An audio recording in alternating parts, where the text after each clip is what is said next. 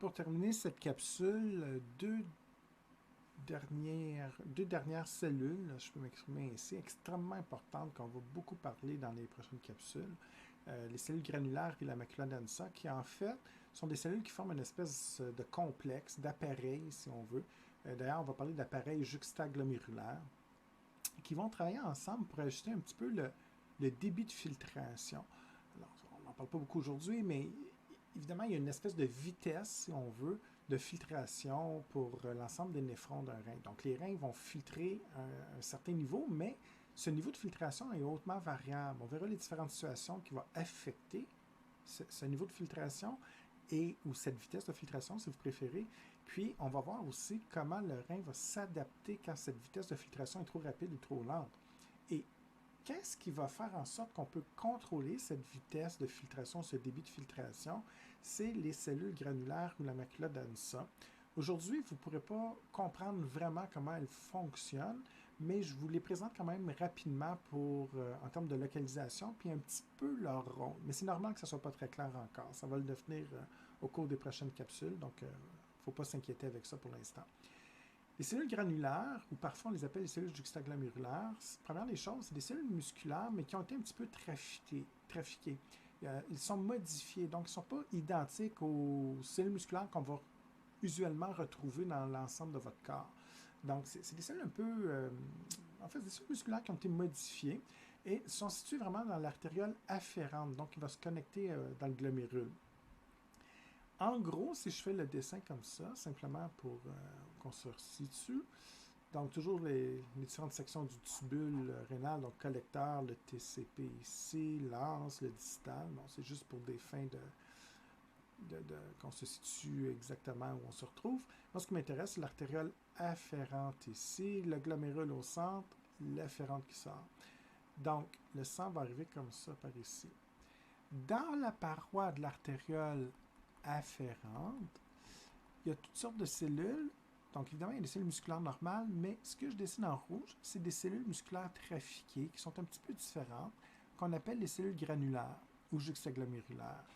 Et ces cellules-là sont particulièrement sensibles à la pression artérielle ou à la quantité de sang qui va... En fait, je me suis mal expliqué. La pression artérielle, c'est pas faux, mais j'aimerais mieux que vous le visualisez en termes de volume sanguin. Donc, s'il y a beaucoup de sang qui arrive ici dans l'artériole afférente, ça va pousser très fort sur les parois. Ça va provoquer un étirement. Et cet étirement va favoriser un comportement X chez les cellules granulaires qu'on verra. À l'inverse, s'il n'y a pas beaucoup de sang qui rentre, ça va stimuler de façon différente les cellules granulaires, puis ils vont réagir de la façon Y, exemple. On verra comment ils vont réagir, mais en gros, c'est très simple. Ces cellules-là vont contrôler soit la fermeture de l'artériole afférente, on parle de vasoconstriction, ou au contraire, on va favoriser une ouverture, un relâchement de l'artériole afférente, donc on parle de vasodilatation.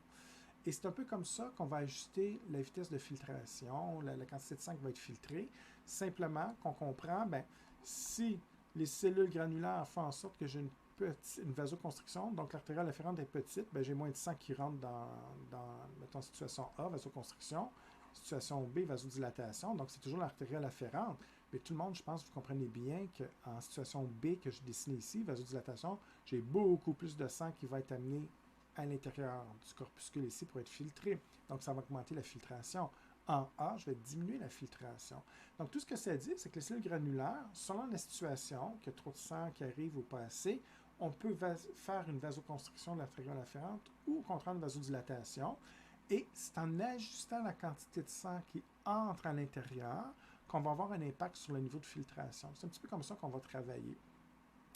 Je vous l'ai dit tantôt, c'est peut-être pas super clair, c'est pas très grave pour l'instant. Dans les prochaines capsules, je vais y revenir beaucoup plus en détail. On va avoir des capsules vraiment en détail qui vont expliquer tout ça, mais je voulais quand même que vous ayez une première idée, ce qui va nous aider un petit peu pour les futures capsules.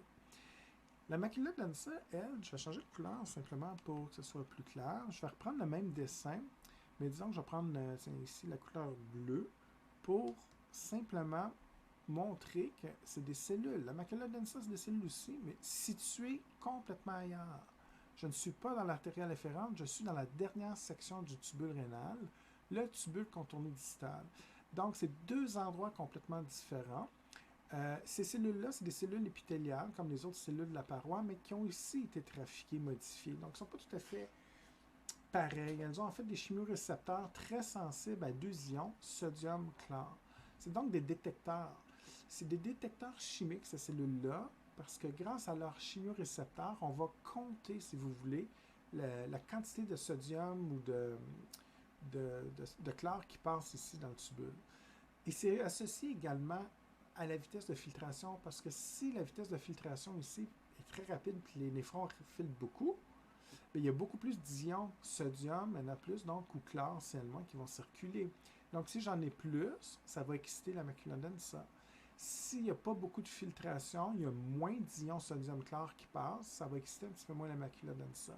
Donc, les cellules de la macula densa, le fait qu'elles soient très excitées ou non, vont réagir de façon différente. Et essentiellement, ce qu'elles font, selon la situation, elles vont émettre différentes molécules chimiques qui vont stimuler les cellules granulaires. Donc, il y a des molécules chimiques qui vont stimuler les cellules granulaires pour favoriser une vasoconstriction, ou il y a des cellules chimiques des molécules chimiques comme ça qui vont favoriser une vasodilatation.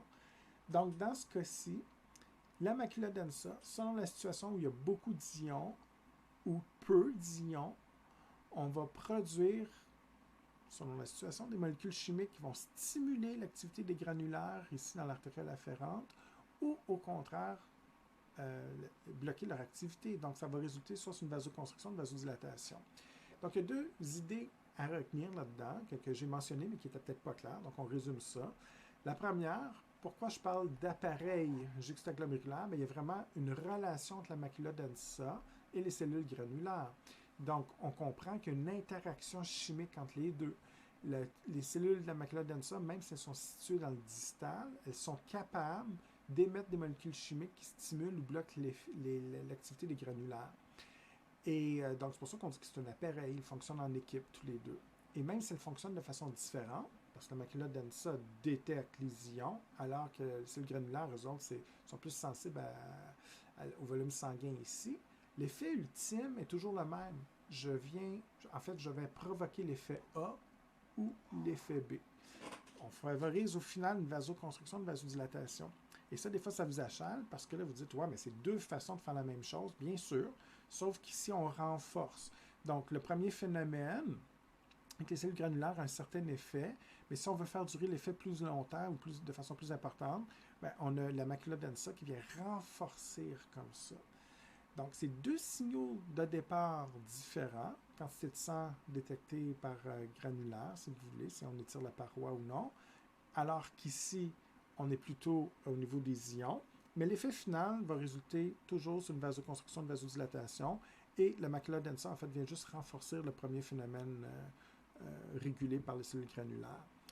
On verra éventuellement que ce que je viens de vous expliquer, en fait, on a des noms particuliers pour ces processus-là, on verra ça un peu plus en détail, mais pour l'instant, je vous demande surtout de comprendre que les cellules granulaires sont situées dans l'artériole afférente, macula densa dans le distal, et la macula densa va être stimulée par une variation de concentration des ions sodium ou chlore. Donc, il peut y en avoir beaucoup, pas suffisamment. Elle va se comporter en fonction du nombre d'ions qui a été détecté comme ça dans le contourné distal. Et au contraire, la granulaire, ici, les cellules granulaires, c'est des cellules musculaires dans la paroi de l'artériole afférente. Les autres sont plus sensibles à la quantité de sang qui fait qu'on va étirer ou non la paroi de l'artériole. Donc, dans ce cas-ci, c'est à peu près juste ça que je vous demande de retenir.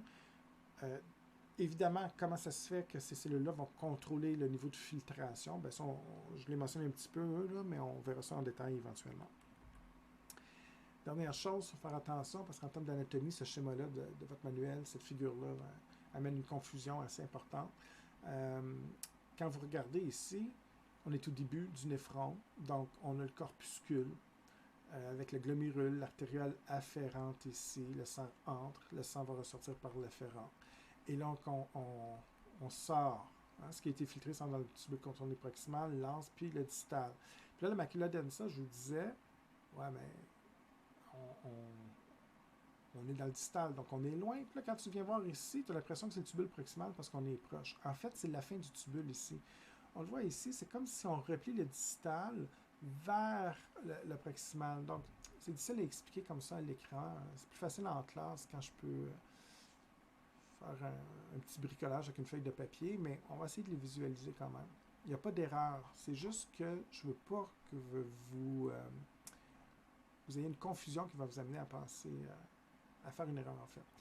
TCP, pardon, TCD. L'afférente est ici. Donc, il y a les cellules granulaires, exemple, qui sont ici. J'ai les cellules de la macula densa qui sont ici, qui sont éloignées. Et là, quand je regarde le schéma ici, ce que je vous montre, c'est le TCD, le distal. Donc, ce qui est ici et ici, c'est la même chose.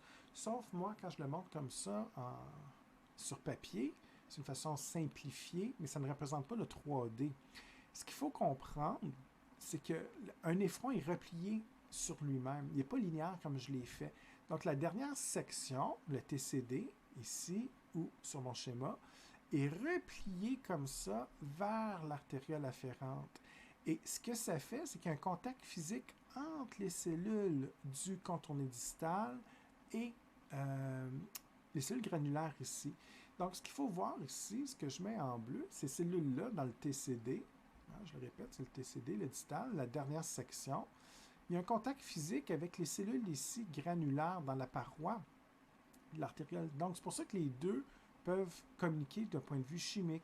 À la dernière diapo, je vous disais que la macula densa émettait des substances chimiques actives ou qui inhibent les cellules granulaires. Mais c'est facile parce que les deux se touchent. Et comment ça se fait qu'ils se touchent? Bien, simplement parce qu'on a replié le tubule contourné distal vers l'artériole afférente. Donc, ils sont pliés en deux comme ça. C'est correct d'avoir un dessin simplifié comme ça. Ce que je ne veux pas que vous imaginiez, c'est quand vous regardez la section ici, vous avez l'impression que c'est le premier tubule, le proximal. En regardant la figure, j'ai des étudiants qui pensent comme ça, et c'est une erreur. Il n'y a pas de macula densa dans le proximal. Elle est dans le distal, donc la dernière section du tubule contourné distal. C'est la fin. Okay? On est vraiment à la fin. C'est ici qu'on va compter les ions sodium éclore. Donc, même si on est ici, n'oubliez pas que c'est la fin du tubule, tout simplement. Et que, évidemment, il y a un contact physique entre la fin et le début, simplement parce qu'on va replier le néphron sur lui-même. Donc, c'est pas extrêmement important pour l'examen, c'est simplement que je voulais pas qu'il y ait de confusion. Puis des fois, en regardant cette figure-là, ça mélange un peu les gens. Donc, voilà pour ça. Ça conclut cette première capsule d'introduction. Donc, c'était les éléments de base. Maintenant, à partir des prochaines capsules, on va étudier un peu plus en détail éventuellement la physiologie au niveau du néphron. Donc, justement, ce que j'ai amorcé un petit peu dans cette capsule-là, on va reprendre ça un petit peu en détail. Et là, on va voir vraiment les trois processus et comment tout ça fonctionne au cours des prochaines capsules. Donc, je vous souhaite une excellente étude et comme toujours, vous n'en avez pas pour les questions. Et sinon, bonne étude et bon travail à tous.